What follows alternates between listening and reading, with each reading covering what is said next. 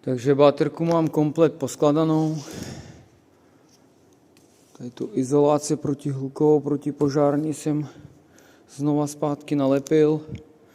No, mám už tady nachystané auto, takže budu to tam pomalinku cpát. Tady to všechno jsem zalepil. Tady všechno je zalepené, to víčko na pojistku.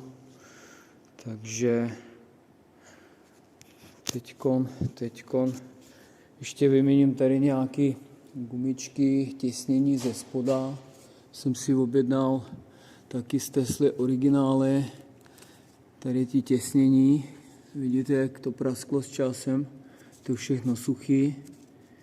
No, takže vyměníme ještě tady těsnění a budeme tu baterku už pomalinku cpát tam zpátky. Takže tak. Snad se mi to povedlo, je to moje první zkušenost. Zkusil jsem si to opravit sám, tak uvidíme. No. Samozřejmě natočím další video, jestli to funguje, jestli ta baterka je v pořádku.